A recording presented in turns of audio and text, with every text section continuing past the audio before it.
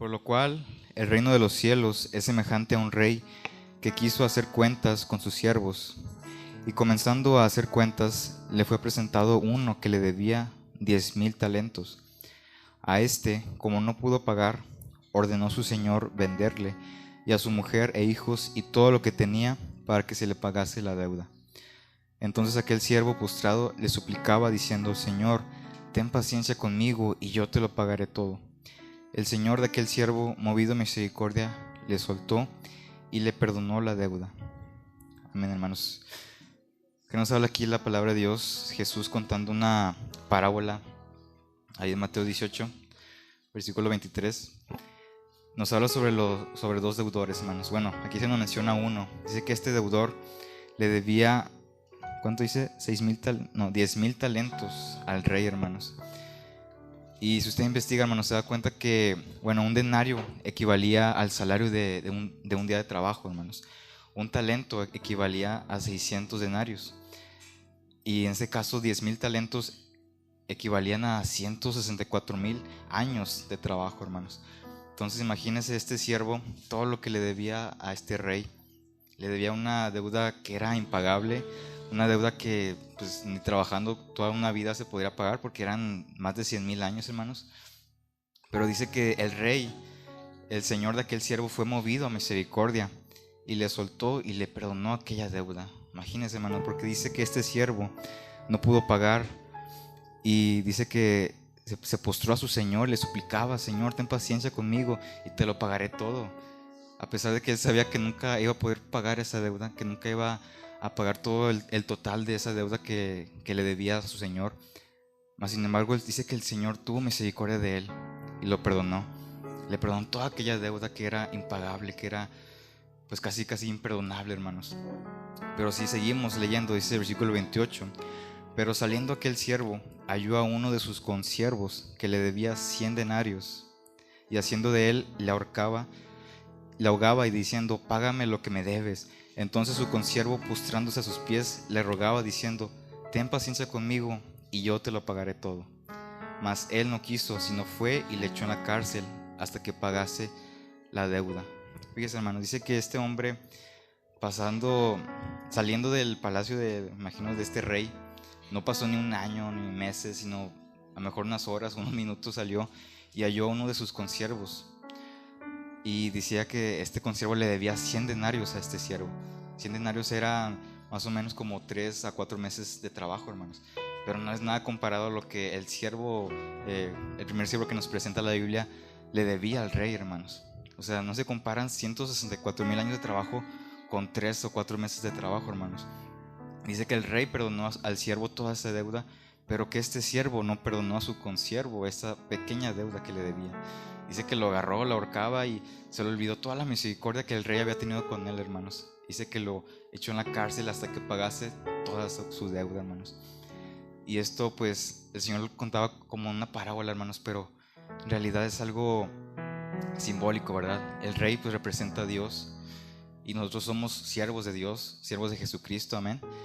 Y pues nosotros tenemos una deuda, hermanos. Teníamos una deuda que era impagable, que a lo mejor era imperdonable, hermanos. Pero sin embargo el Rey Jesús vino a este mundo para pagar esa deuda por nosotros, hermanos, para perdonarnos completamente a nosotros, hermanos. Pero a veces podemos ser como aquel siervo, ¿verdad? Que olvidamos todo lo que el Señor hizo con nosotros, olvidamos todo lo que Él nos perdonó y no perdonamos a nuestro hermano que nos ofende, no perdonamos a aquella persona que nos hace mal. A veces es algo mínimo, hermanos, porque todo lo que nos pueden ofender, hermanos, no se compara a todo lo que nosotros le ofendemos a Dios día tras día, hermanos. Y aún así dice que el Señor es bueno y es rico en misericordia, que día con día nos perdona, hermanos, día con día nos muestra su gran misericordia. Dice que por la misericordia del Señor no hemos sido consumidos, porque nuevas son cada mañana y grande es su fidelidad. Y a veces se nos olvida, hermanos, que nosotros somos siervos del Señor, pero que Él también quiere que mostremos esa misericordia y que perdonemos a todos aquellos que nos deben, hermanos. Y si ustedes leen la palabra de Dios, se da cuenta que siempre que la palabra de Dios, bueno, casi siempre que nos habla sobre el perdón, sobre una ofensa, se les compara con una deuda. Aquí nos habla sobre dos deudores, o sea, que debían dinero, que debían algo material, hermanos. ¿Por qué, hermanos? Porque es así, cuando uno está ofendido con alguien, siente como que esa persona le debe algo, ¿verdad? Siente como que esa persona tiene que venir a pedirme perdón. Siento como que esa persona tiene que hacer algo para compensar ese dolor que me ocasionó, hermanos. Es como una deuda de dinero, hermanos. Por eso el Señor lo comparaba así. Y luego dice el versículo 31, viendo sus consiervos lo que pasaba, se entristecieron mucho y fueron y refirieron a su señor todo lo que había pasado. Entonces llamándole su señor le dijo, siervo malvado, toda aquella deuda te perdoné porque me rogaste. ¿No debías tú también tener misericordia de tu consiervo como yo tuve misericordia de ti? Entonces su señor, enojado, le entregó a los verdugos hasta que pagase todo lo que le debía. Así también mi Padre Celestial hará con vosotros si no perdonáis de todo corazón cada uno a su hermano sus ofensas. Fíjese, hermano, dice que el rey se enojó con aquel siervo. Él le dijo, te perdoné toda esa deuda y tú no pudiste perdonar un poco a tu consiervo. Dice que le entregó a los verdugos hasta que pagase toda su deuda. Pero como ya vimos, hermanos, era una deuda impagable. Entonces ese hombre estuvo ahí encarcelado, estuvo con los verdugos pues por el resto de su vida, hermanos, hasta que él murió.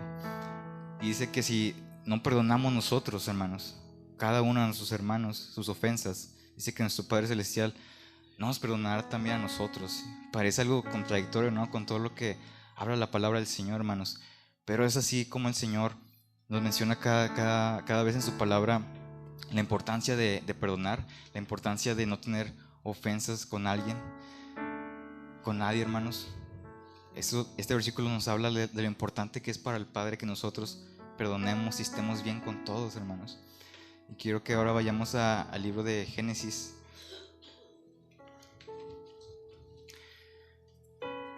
Génesis capítulo 32.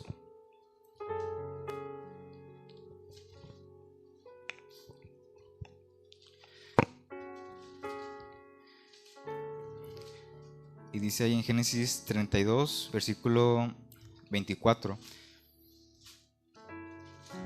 Dice, así se quedó Jacob solo y luchó con él un varón hasta que rayaba el alba. Y cuando el varón vio que no podía con él, tocó en el sitio del encaje de su muslo y se descoyuntó el muslo de Jacob mientras con él luchaba. Y dijo, déjame porque raya el alba. Y Jacob le respondió, no te dejaré si no me bendices. Y el varón le dijo, ¿cuál es tu nombre? Y él respondió, Jacob. Y el varón le dijo, no se dirá más tu nombre Jacob, sino Israel, porque has luchado con Dios y con los hombres y has vencido. Amén, hermanos. Aquí pues la palabra de Dios nos habla sobre que Jacob, ¿verdad?, luchó con un ángel. Imagínense, la Biblia siempre nos habla sobre los ángeles que se les aparecían a muchos hombres y mujeres en la Biblia y todos se atemorizaban, pero Jacob dice que lo agarró y empezó a luchar con él. Y dice que no lo dejaba, hermanos. Ese ángel se quería ir, pero Jacob no lo dejaba. Lo tenía así bien agarrado y le decía, si no me bendices, no te vas, ¿verdad? Y a veces pues se nos ha predicado esto, ¿no? De que decirle al Señor, Señor, bendíceme y no te suelto hasta que no me bendigas. Y fíjese que el Señor sí bendijo a Jacob. Dice que le cambió el nombre de Jacob a Israel. Pero fíjese, dice el versículo 28, dice, no se dirá más su nombre Jacob, sino Israel. Ahí está hablando a futuro, hermanos.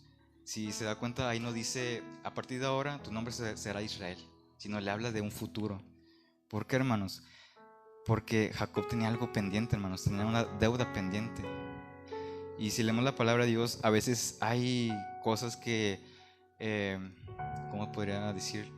Que bloquean, ¿verdad?, las bendiciones de Dios, que bloquean que nuestras oraciones sean contestadas. A veces es el enemigo, ¿verdad?, por influencia del enemigo.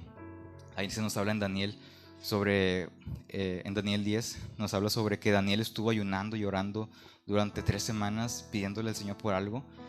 Y dice que pasadas las 3 semanas que vino un ángel y le dijo que su oración había sido contestada desde el primer día que él se había dispuesto a orar y ayunar, pero que habían potestades en el aire, había demonios ahí que impedían que la respuesta llegara a Daniel. Entonces, bueno, esa es una de las, podría decirse, algo que nos puede bloquear, hermano, que vengan estas bendiciones o respuestas de Dios a nuestras vidas. Mas sin embargo, no siempre es eso, hermanos, porque a veces queremos echarle la culpa al diablo de todo, ¿verdad? Es que el diablo no me deja, es que el diablo me impide esto, ¿no? Y a veces sí es cierto, hermanos, pero a veces son cosas que tenemos nosotros cargando, hermanos. Como le digo, aquí el Señor bendijo a Jacob, pero le dijo que su nombre sería Israel, hermanos. Y si vamos al capítulo 33, ahí en el título dice reconciliación entre Jacob y Esaú, hermanos. Si usted lee capítulos anteriores, dice que Esaú estaba enojado con Jacob porque Jacob lo había suplantado. Jacob se había, digamos, robado su bendición, aunque Dios ya había dicho que Jacob iba a ser mayor que Esaú, pero bueno, la historia nos habla que Jacob pues engañó a su padre Isaac. Isaac bendijo a Jacob en vez de Esaú. Y bueno, es una historia muy larga, hermanos, pero dice que Jacob huyó de Esaú y estuvo durante 20 años, hermanos, lejos de su hermano. Y a lo mejor él pensaba que su hermano lo iba a matar. Y pues Esaú también tenía mucho coraje. Él había dicho que le iba a matar a Jacob cuando lo viera. Y pasaron 20 años, hermanos, y el Señor bendijo a Jacob de una manera abundante, ¿verdad? Le dio una familia muy numerosa, más de 12 hijos, y le dio mucho ganado, muchas ovejas, tantas cosas que aquí no menciona la palabra. Mas sin embargo, había algo en el corazón de Jacob, hermanos. Había algo en el corazón de Jacob y el de Esaú, hermanos. Había una ofensa, un conflicto que no estaba resuelto, hermanos. Y si leemos el versículo 1 del capítulo 33 de Génesis, dice: alzando Jacob sus ojos, miró, y aquí venía Esaú y los 400 hombres con él. Entonces repartió él los niños entre Lea y Raquel y las 2 siervas.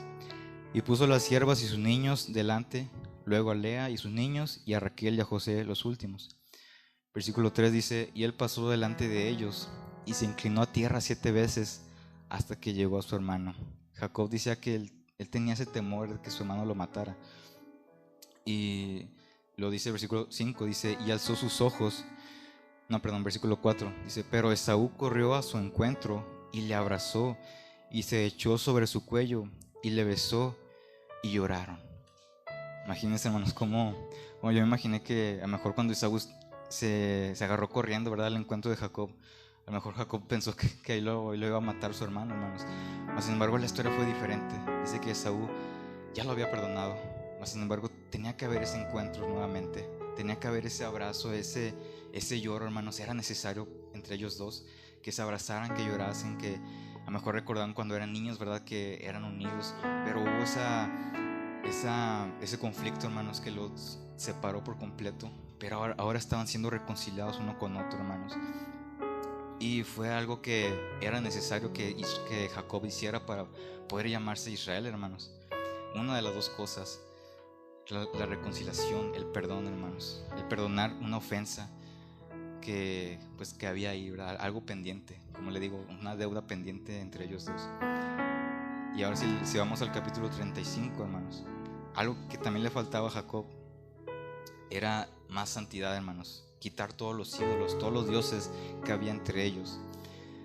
Dice el verso 1 del capítulo 35: dijo Dios a Jacob: levántate y sube a Betel y quédate allí, y haz allí un altar al Dios que te apareció cuando huías de tu hermano Esaú.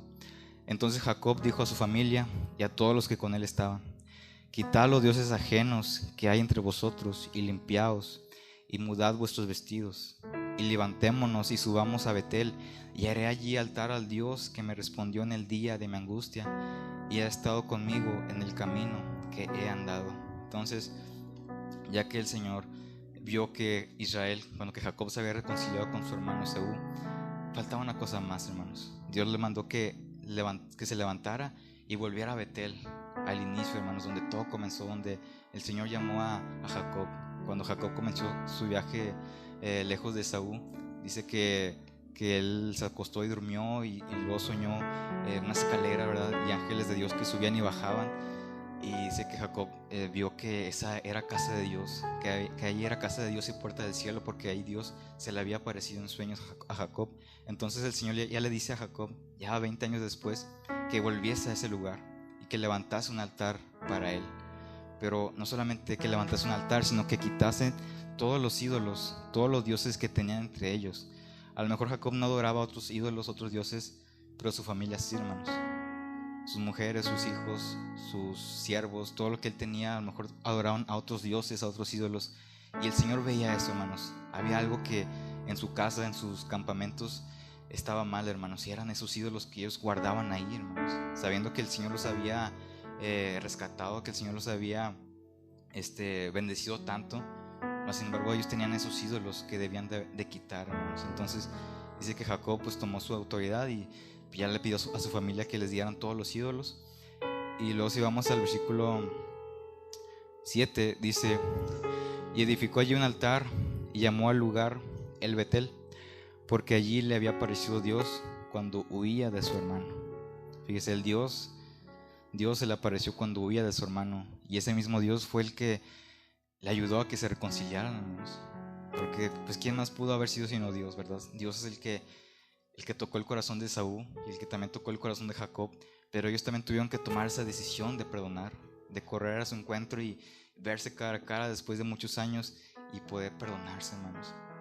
Entonces dice que Jacob edificó ese altar, y luego dice el versículo 10, dice: y le dijo Dios: tu nombre es Jacob, no se llamará más tu nombre Jacob, sino Israel será tu nombre. Y llamó su nombre Israel. Fíjense, hermanos, ahora sí, el mismo Dios, ya no fue un ángel, sino fue el mismo Dios, le dijo: ya tu nombre ya no se llamará Jacob, sino Israel será tu nombre. Dice que ahí le cambió Dios el nombre. Pero ¿cuándo fue, hermanos? Cuando Jacob perdonó, cuando Jacob quitó todos los ídolos de su casa, de su familia, y cuando él edificó un altar al Señor, al Dios que se le había aparecido, dice, fue ahí cuando el Señor le bendijo. Ya estaba la bendición desde antes, hermanos. Ya el Señor le había dicho que lo iba a bendecir, que le iba a dar ese nuevo nombre. Pero había algo pendiente, hermanos. Esa reconciliación pendiente con su hermano, esos ídolos que debían de sacar y ese altar que él debía de levantar al Señor, hermanos.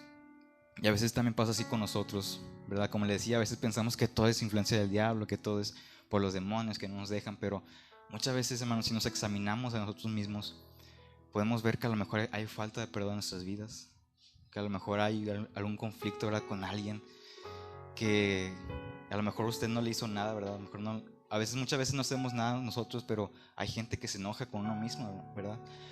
Pero dice el Señor que volvamos y que pidamos perdón, hermanos. A veces también puede ser esos ídolos falsos, no solamente ídolos de que la Virgen, que San Judas, que nada de eso, sino a veces pueden ser ídolos falsos que nosotros mismos nos levantamos, hermanos, de cosas, de personas. A veces hay cosas que no queremos dejar, ¿verdad? Por más que sabemos que está mal, pero no queremos dejarlos, hermanos. Y a veces decimos, no, es que no está mal, es que no es pecado, pero a veces todo eso nos va apartando poco a poco de Dios. A veces el mismo entretenimiento, hermanos, nos va apartando de Dios, ¿verdad? A veces uno puede estar ahí empicado con series, ¿verdad? Viendo videos, las redes sociales, y no, es que no es nada malo, ¿verdad?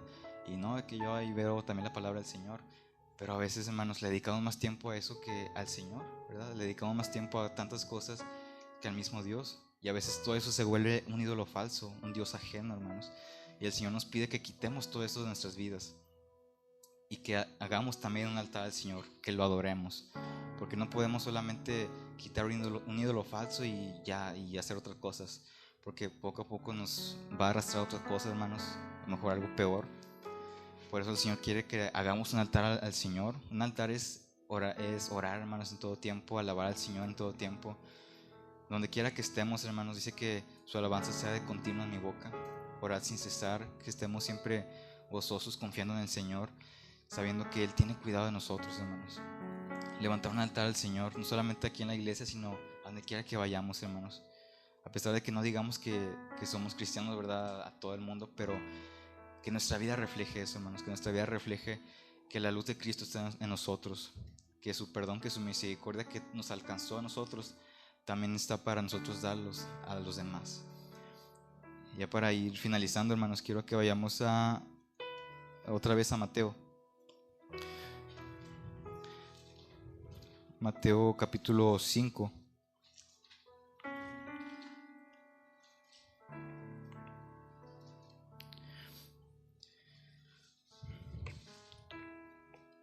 Dice ahí en Mateo 5, versículo 23, dice: por tanto, si traes tu ofrenda al altar y allí te acuerdas de que tu hermano tiene algo contra ti, deja allí tu ofrenda delante del altar y anda, reconcíliate primero con tu hermano y entonces ven y presenta tu ofrenda. Son palabras del Señor Jesús, hermanos. Dice que si vemos que alguien tiene algo contra nosotros, ¿verdad? Porque a veces pensamos que solamente debemos pedir perdón cuando nosotros hacemos la ofensa. Pero aquí el Señor Jesús nos cambia la jugada, ¿verdad? Dice que cuando alguien tenga algo en contra de nosotros, porque a veces puede pasar así, hermanos. Uno dice, no, pues yo no le hice nada a esa persona. Él quién sabe qué agarró contra mí, ¿verdad? Pero dice el Señor, dice que si nos acordamos que esa persona tiene algo en contra de nosotros y queremos presentar una ofrenda al Señor, entonces que dejemos la ofrenda, nos reconciliemos primero, hermanos, que pidamos perdón a pesar de que a veces no hagamos nada, hermanos, o pensamos que no hicimos nada, pero que pidamos perdón, que nos reconciliemos y entonces ahora sí presentamos nuestra ofrenda. Y ofrenda no solamente se refiere a algo monetario, a algo material, hermanos. También nuestra ofrenda al Señor, de alabanza, de oración, de servicio a Él. A veces hay gente que puede estar sirviendo al Señor, pero con algo, una amargura cargando su corazón, ¿verdad? A veces no son cosas que no se ven a simple vista, sin embargo uno sabe lo que lleva cargando en su corazón, hermanos. Fíjese que en los tiempos de Jesús, hermanos, estaba pues el imperio romano, ¿verdad? Los romanos tenían muchas formas de castigar a la gente y de matarlos también, de torturarlos. Ellos eran expertos en torturar a la gente. Pues inclusive la crucifixión fue un castigo que ellos inventaron, hermanos.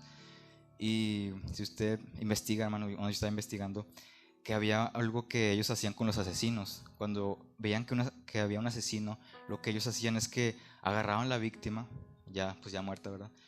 Lo amarraban al asesino a sus espaldas y lo dejaban en una prisión, hermanos. Entonces, pues poco a poco el cuerpo muerto se iba, ¿cómo se dice? No sé si, pudriendo, descomponiendo y pues todo eso que el cuerpo iba, pues todos los olores, ¿verdad? Pues esa persona lo iba inhalando, ¿verdad? Pues lo tenía en su espalda. Todos los gusanos que comenzaban a salirse del cuerpo de su víctima, pues comenzaban a subirse al cuerpo del asesino. Y poco a poco esa putrefacción de la víctima se iba pasando al asesino hasta que el asesino pues finalmente moría, hermanos.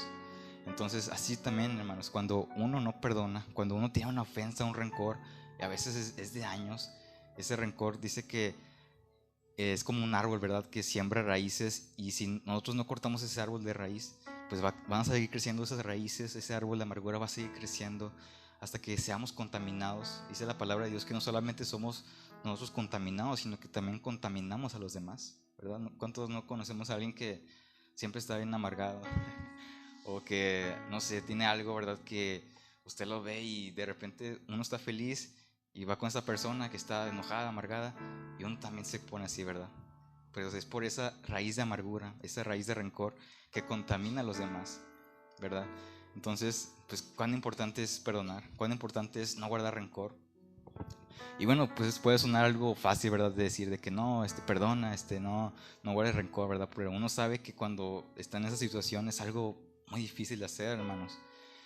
Y pues de quién más podemos aprender, hermanos, aprender a perdonar, sino solamente del Señor Jesús, hermanos. Y ahora ya para finalizar, quiero que vayamos a Marcos, capítulo 15.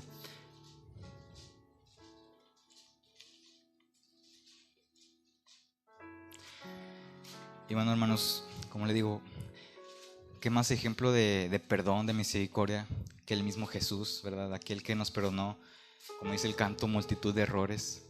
Aquel que nos perdonó una deuda impagable. Aquel que nos perdonó y cada día nos perdona también. Cada vez que lo ofendemos, cada vez que pecamos contra el Señor, nos acercamos a Él. Dice que Él es bueno en misericordia y Él nos perdona nuevamente, hermanos.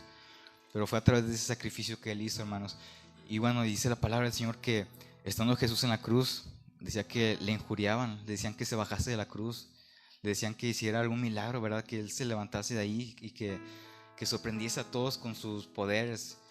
Mas sin embargo, Jesús estando en la cruz, hermanos, dice que como cordero fue llevado al matadero, como oveja delante de sus trasquiladores, enmudeció y no abrió su boca.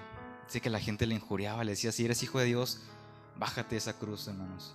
Mas sin embargo, Jesús sabía que él sabía que él era hijo de Dios. Y si él era hijo de Dios, no le iba a demostrar con un milagro, hermanos. Él no lo iba a demostrar con alguna señal poderosa, sino que él lo iba a demostrar mostrando su perdón, hermanos, mostrando su salvación. Entonces, cuando Jesús fue crucificado, ¿qué fue lo primero que él dijo? Padre, perdónalos porque no saben lo que hacen. Y luego había un malhechor crucificado a su lado. Bueno, había dos, pero uno se arrepintió. Le dijo, Señor, acuérdate de mí cuando vengas en tu reino. Y Jesús, teniendo misericordia de él, tal vez los romanos no tuvieron misericordia de ese hombre. No sabemos qué hizo, si robó, si mató. Pero los romanos lo crucificaban igual que a Jesús. Ellos no tuvieron misericordia, no lo perdonaron. Pero Jesús sí, hermanos, estando en esa cruz, perdonó a ese hombre, a ese malhechor, y le dio la salvación. Le dijo, de cierto te digo que hoy estarás conmigo en el paraíso. Entonces, era el perdón, era la salvación que Jesús estaba mostrando aún en sus últimos minutos de vida, hermanos, siendo como el hombre que vino, ¿verdad? Como el siervo sufriente. Jesús vino a traer salvación, a traernos perdón y libertad, hermanos. Entonces, toda esa gente, imagínense, la misma gente que se burlaba de él, la misma gente que le injuriaba, escuchaba esas palabras que Jesús decía, Padre, perdónalos. De cierto te digo que hoy estarás conmigo en el paraíso. No importa lo que hiciste, hoy estarás conmigo. Jesús mostrando su perdón. Jesús mostrando todo lo que él había hecho. Todos esos soldados escuchando esas palabras. Jesús no hizo ningún milagro, hermanos, en la cruz. Sin embargo, él mostró su perdón y mostró su salvación. Y ahí en Marcos 15, el versículo 39, dice, y el centurión que estaba frente a él, viendo que después de clamar había expirado así, dijo, verdaderamente este hombre era hijo de Dios. Entonces, fíjese, hermanos, la gente quería ver que Jesús se bajara de la cruz para poder ver que él era hijo de Dios. Pero este centurión que estuvo delante de Jesús, delante de esa cruz todo ese tiempo, él estuvo escuchando, él estuvo viendo lo que Jesús estaba hablando, lo que Jesús estaba haciendo en la cruz. Él no respondía con ofensas a sus acusadores, sino que él enmudecía y él perdonaba, hermanos. Entonces, viendo ese centurión esas cosas, que dijo, verdaderamente este hombre era hijo de Dios. Y así es Jesús, hermanos. Es el Rey que perdona multitud de errores, pero es el Rey que también quiere que nosotros como sus siervos también perdonemos, que también seamos como Él, hermanos. Tal vez nunca podremos llegar a ser como él fue aquí en la tierra, hermanos, pero Él sí dice que seamos, hermanos, como Él, que tratemos de ser como Él, que perdonemos a cada uno de nuestros hermanos sus ofensas y que no guardemos ese rencor, hermanos. El rencor trae muchas cosas, hermanos. Inclusive dicen que hay enfermedades que también vienen por guardar rencor, por guardar odio en su corazón. Todo eso es almático, hermanos, pero después del alma se va traspasando al cuerpo, y el cuerpo resiente todo ese rencor, todo ese odio. Entonces, seamos como Cristo quiere que seamos, hermanos. Y más en sus últimos días, que vemos todo lo que el pastor nos habla, ¿verdad? Sobre las cosas que están pasando en este mundo, que ya todo indica que Cristo ya viene. Y dice la palabra en Hebreos 12 que procurar la paz para con todos y la santidad, sin la cual nadie verá al Señor. Son dos cosas que van de la mano, hermanos. La paz con todos, estar bien con toda la gente, y la santidad sin la cual nadie verá al Señor. Lo vemos en el caso de Jacob. Él tuvo que tener la paz con todos. Él se reconcilió con su hermano Esaú. La santidad, él quitó todo ídolo de su casa, hermanos. Entonces, y él pudo estar frente al Señor. Él pudo ser bendecido por el Señor, por esas dos cosas, hermanos. Entonces, es procurar la paz y la santidad, ¿verdad? A veces se nos predica de que sin santidad nadie verá al Señor. Y sí es cierto, hermanos, pero también dice que procuremos la paz, que estemos bien con todos, porque así como el Señor nos perdonó, que así también nosotros perdonemos, hermanos. Y si somos hijos de Dios también, pues que también perdonemos, hermanos. Dice este centurión, verdaderamente este era hijo de Dios. Dice la palabra que a todos los que le recibimos al Señor pasamos a ser hijos de Dios. Entonces, como todo hijo de Dios, debemos de ser diferente al mundo, hermanos, porque el mundo no perdona, hermanos. El mundo le haces y no te perdona y te guarda rencor, ¿verdad? O a veces dice, te perdono pero no olvido. Pero en realidad eso no es perdón. Perdonar es realmente una decisión, hermano. No es algo que te van a hacer de repente, sino es una decisión que uno se determina a hacer. Yo elijo perdonar a esta persona. Yo elijo perdonar, a pesar de que a lo mejor no te pidan perdón, pero uno sí perdonar. Porque así como el Señor nos perdonó tantas cosas y nos sigue perdonando, como le digo, así también nosotros debemos ser como Él fue aquí en esta tierra, hermanos. Tratar de ser como Él fue aquí en esta tierra. Entonces, pues un tema a lo mejor, pues algo duro, ¿verdad? Hablar del perdón no es algo fácil, pero y mucho menos ponerlo en práctica, hermanos. Pero tenemos a alguien que ya perdonó, que perdonó a a sus acusadores, aquellos que lo crucificaron. Jesús mismo dice que Él nos puede ayudar, hermanos, en toda tentación, en toda prueba. Él está con nosotros, hermanos. Amén. Bueno, Dios les bendiga, hermanos. Den un aplauso al Señor.